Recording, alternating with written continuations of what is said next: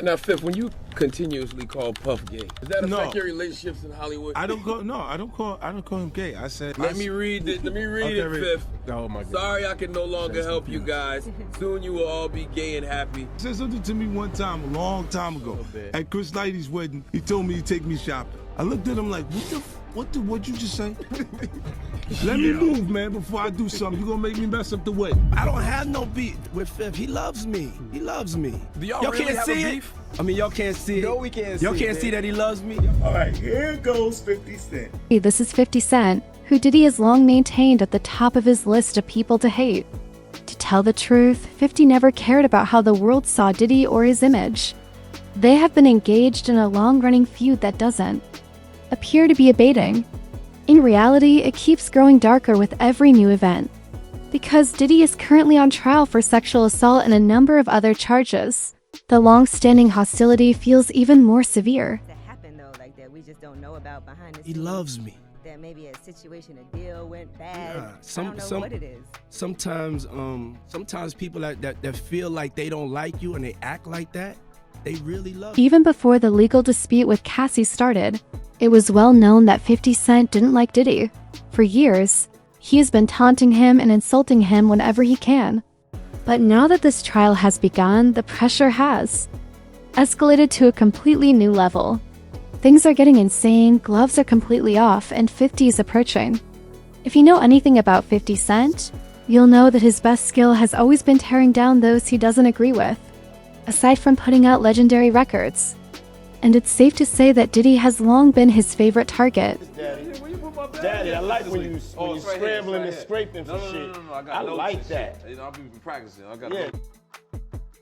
Given how long the Diddy trial has been going on, it would be an understatement to suggest that it has taken over the music industry. Every hearing includes new testimony, new evidence, and new witnesses. Responses have been inconsistent. While some people are attacking Diddy, others are standing by him and asserting his innocence. However, 50 Cent seems to be enjoying every second of it all. Even when Diddy was at his lowest, he continued to make jokes and make fun of him, regardless of the effect of his comments. Additionally, 50 had no problem criticizing anyone who dared to back Diddy. As soon as Diddy's trial was made public, on May 5, 2025, 50 appeared to have found what he had been searching for, an opportunity to publicly humiliate Diddy and truly enjoy the process.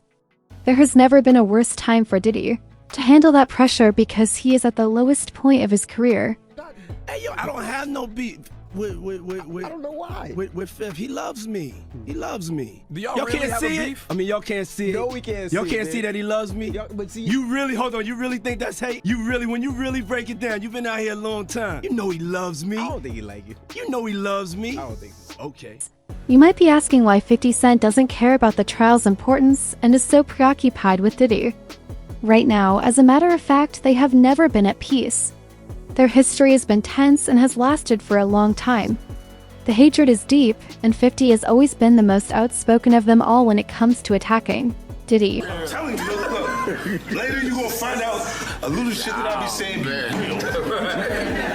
Do you understand what I'm saying? Man, listen, I'm trying to tell you the truth. But the truth, sometimes it hurts. Right. It hurts people and they don't want to hear that shit, but I'm trying to tell you. Nigga asked me, could he take me shopping? In the late 1990s, when rappers were still coming out fresh and hungry, 50 Cent made his debut with a string of hits that had everyone listening. Even though he and Diddy were both moving fast on the East Coast, there was a strange tension between them from the start. Despite having a label and significant industry clout, 50 never really clicked with Diddy. A new rapper would usually hang out with the more popular musicians, go to parties, and network with powerful individuals. 50 wasn't with that though. He avoided Diddy's company and refused to go to his parties, in contrast to many other rappers of the era. For real, because it seems like a thing. I miss this birthday party, man. But I'm talking about for your birthday. Huh? Why won't you party with me for your birthday, man? We partied for my birthday before. You came to my party. No, but me and you ain't never really party, you know what I'm saying? Eyes. Though they were rarely spotted together, they occasionally worked together. 50 even wrote a song for Diddy, and that was all considering Diddy's level of contacts at the time. His famous all-white parties were the most popular events in Hollywood as people gathered there to socialize. But 50? He was one of the few famous persons who never bothered to go. Even when their paths intersected in the business world, it alone spoke a lot about the type of distance he was keeping from Diddy. You know what he's saying is like fruity. You know what I'm saying? Like, he said something fabulous and he goes, yo, but me and you, we ain't party. Like, we need to party. What is he talking about? That's the kind of stuff that when people say that to me, I get a little uncomfortable. First, there was little fuss when 50 stayed away from Diddy. It just seemed like another one of those commercial affairs in which two prominent people were going in opposing paths. Because there was no public outcry or heated discussion, most people didn't even question it. But what had started out as just a distant, almost invisible connection between them developed into something more over time.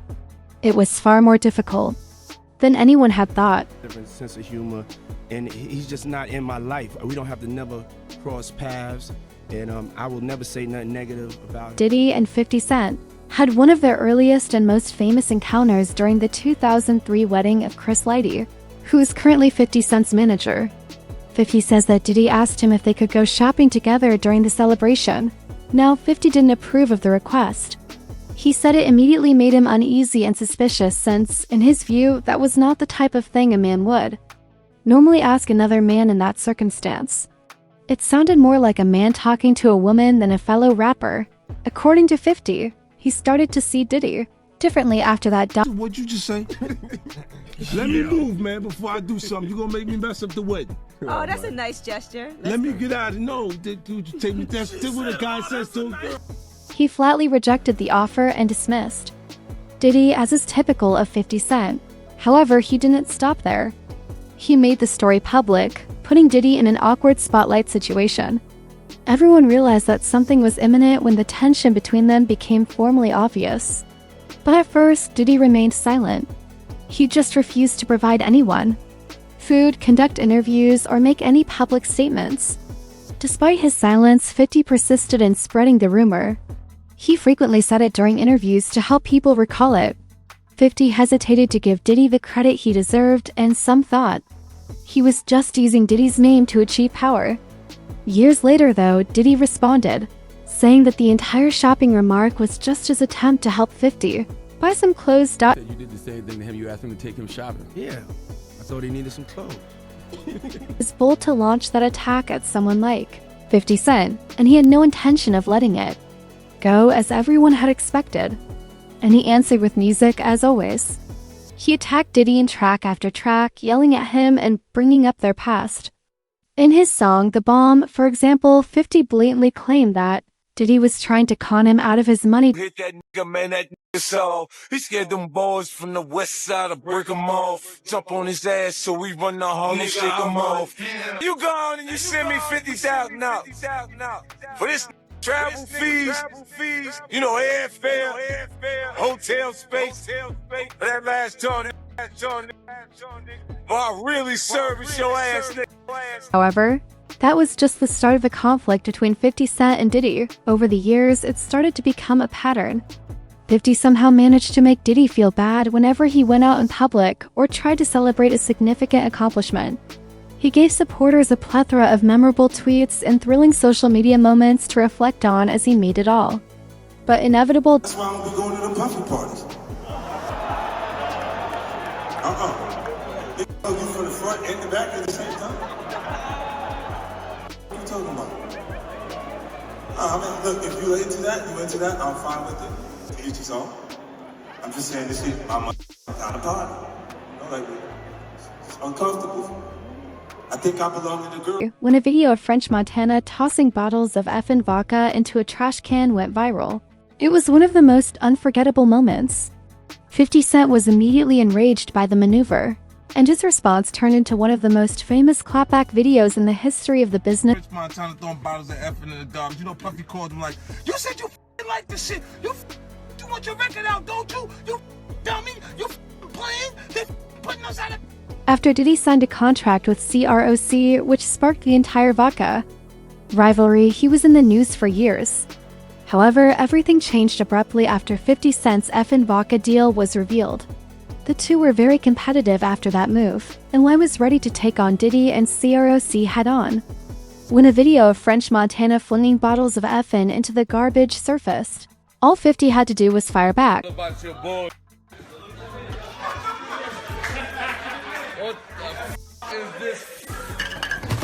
He came out swinging, clowning Diddy without showing the slightest sign of displeasure with French Montana's performance. He made a comedy out of it rather than seeming anxious. He then started making sly comments that left folks wondering about Diddy's sexual orientation. Diddy's calm, composed delivery of those bullets frequently had people wondering if there was any truth to what 50 was saying about him. Like, he wasn't like in the closet, he was like in the hallway. Now you see so much shit that you go, wait. No, Following Keith D's arrest in connection with Tupac's death in 2023, Diddy's legal troubles truly began to take shape despite all of that back and forth. 50 Cent has insisted that he believed Diddy had given the order when Tupac was slain in 1996. Therefore, 50 wasted no time in 2023 publishing indications about Diddy's alleged role in Pac's death and making fun of him online. Diddy managed to escape the storm, but he soon became involved in something far more important. About things that are nonsense. We don't even entertain nonsense, my brother. So we're not even going to even go there, with all due respect, but I appreciate you as a journalist asking. Thank you. Because listen, 7 years ago, I'd have been like, yo, did you hire somebody to kill Pac? But no, you have to do it like a journalist. Yeah, no, I mean, we wouldn't even get into nonsense like that. 50 Cent had at last discovered the perfect occasion to openly torment Diddy by 2025, when Cassie filed a lawsuit against him on allegations of sexual assault and other serious misdeeds. 4 days after the trial started, on May 9th, 50 posted his first post about the case. Sean Combs' jury selection is complete. He wrote beside an AI photo of himself in the courtroom with each juror. I don't know if this is fair, but don't worry. Just be happy. The next move was hinted at in that single post. From then on, he began to regularly bash Diddy, so fans braced themselves. That day, when Diddy's defense team attempted to shift the focus by accusing Cassie of mistreating him, 50 answered with yet another AI graphic mocking the accusation. With the caption, "This theory of Cassie kicking Diddy's ass, I'm not buying it," he said. He made his audience laugh with another jab at the defense's narrative. On May 15th, 50 had more jokes ready when Diddy's team rejected a plea deal. I think the diddler should have agreed to the plea bargain. It was clear from his writing that he believed that declining the offer was a mistake. This is crazier than regular crazy. Out of all the posts, the one that followers now call the baby oil pool meme went viral. People magazine provided the title for the 3-slide Instagram photo, which included Cassie's claim that Diddy forced her into an inflatable pool that was filled with baby oil. The second slide showed Diddy lounging in baby oil, while the third showed him riding a duck-shaped float in a sparkling pool. "Damn, he did all that just to go out like this," was the caption that best encapsulated the moment. This is not your typical insanity. The rapid spread of that post on Twitter and Instagram made it clear that 50 knew exactly how to annoy Diddy. No, I don't call him gay. I said, Let me read it, Fifth. Oh my God. Sorry I can no longer help you guys. Soon you will all be gay and happy. You are all now left under leadership of Puffy Daddy. Report to the nearest rainbow. Dinner Thieves in theaters January 19th. Diddy's self-esteem took a final hit after this, but anyone who thought 50 was over was mistaken.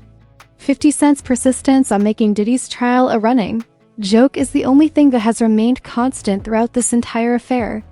Whether it's essays or subtitles, he has turned every update into material for his admirers. 50 is also not slowing down, despite the fact that Diddy's legal troubles seem to be becoming even worse. He always goes above and beyond with the gags. Instead, he has created some of the most amusing and extensively shared memes thus far during the trial. Furthermore, it's clear from the rate of events that he has no immediate plans to halt. People say these things. It comes out, I see it in the news like everyone else, but I did feel uncomfortable with the way he represent the idea of going to these fights. With all of his Instagram posts and tweets aimed at ridiculing Diddy, 50 Cent is now officially considered Diddy's biggest foe. It's funny that he doesn't even care about the label. From the bizarre captions to the AI edits, 50 seems to be enjoying every second of this trial. Diddy, on the other hand, has been stuck in a nightmare from which he cannot get out. Additionally, 50 isn't just making fun of Diddy. That's not even the complete tale. He is also calling out anyone who attempts to defend him or twist the facts.